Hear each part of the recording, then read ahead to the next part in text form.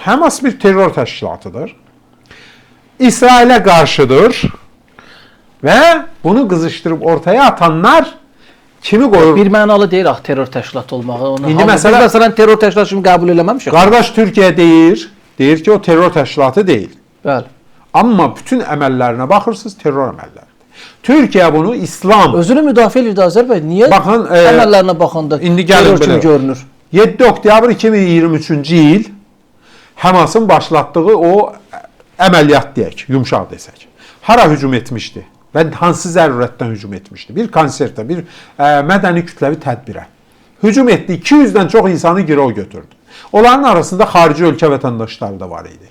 Yəni, bir legal hərbi obyektə hücum etsəydi, İsrail ordusuna, tankına, topuna və s. nə bilim, hərbi hissəsinə hardasa bunu əsaslandıra bilərdik. Amma sən konsert, bir mədəni kütləvi tədbirə niyə hücum edirsən? Niyə dinci insanları öldürürsən? Laf tutar İsrailə qarşı müharibə başlatmaq istəyirsən. İsrail də dinci insanları öldürür da. Baxın da. Qəzzadan o minlərlə uşaqlar öldürülüb. 65 min insan öldürülüb bu hərəkatda 2 il ərzində. Qəzzada, ərəblər tərəfində. 65 min insan. İsrailin itkiləri bilirsiniz nə qədərdir? 1152 nəfər hərbçi. Bu 2 il ərzində. İsrailin itkiləri. 1152 nəfər hərbçi, bu tərəfdə isə çoxu uşaqlar, qadınlar, qocalar, nə bilim, müharibəyə dəxil olmayan insanlar da, mülki insanlardır. 65 min nəfər.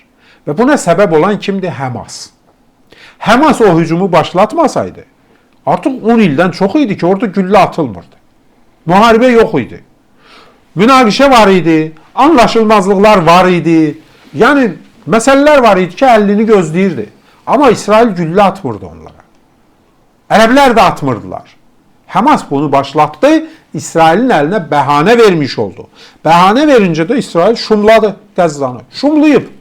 Bugün ayaq üstə bir binaya rast gələ bilmirik. Düz eləyib. Düz eləməyib. Bəhanəni veriblər. Bəhanəni kim verib? Həmas verib. Bax, oraya gəlirəm mən. O, sizin dediyiniz artıq təfərrüatdır. Kim attı birinci gülləni? Həmas attı. Və kimi attı? Dinci insanlara attı. Və İsrailin əlinə də bəhanə vermiş oldu. İsrailin o bəhanəyə əslində ehtiyacı var. Mən bir dəfə deyəsən sizin efirdə demişəm, bəlkə elə Həmasın arxasında həm də İsrail var. Ki o bəhanəni vermək üçün istifadə etsin ondan. Amma indi sual oluna bilər ki, Rusiyaya nə dəxli var? Rusiyaya dəxli odur ki, Rusiya Ukraynanın torpaqlarını işğal edir. Dünyanın diqqəti yönəlib ora. Və Rusiya davamlı şəkildə atəş altındadır da, həm müharibə cəbhəsində, həm də ki, sanksiyalar, nə bilim, təbliğat və s. Və burada diqqəti başqa yerə yönəltmək üçün Rusiyaya yaxın şərqdəki o müharibə hava su kimi lazım idi. Bu faktor var. İkinci tərəfdən İran da təbiidir ki, İsrailin zəifləməsində və yox olmasında maraqlı olan dövlətdir. Açıq deyir ki, İsraili yer üzündən siləcəyik. İndi İranın özünün o məlum mollanın sözü ilə desək, bunu etməyə qüdrəti çatmadı, heç vaxtda çatan deyil. Neynir? Həmas, Hizbullah, Husilər kimi o indi bir söz işlədirlər, proksi. Proksilərin vasitəsilə, vəkil edilmişlərin vasitəsilə bunu edir İsrailə qarşı. Yəni Həması, Hizbullahı, yəni açıq şəkildə bütün dünya bilir ki, bunların arxasında İsrail var da. Ona görə İran var da. Yəni ona görə də İsrail qalxdı bu 12 günlük müharibədə Həmas liderini gəldi. Bu summit yaxın şərqə nəhayət sülh gətirəcək. Bax ora gəlirdim.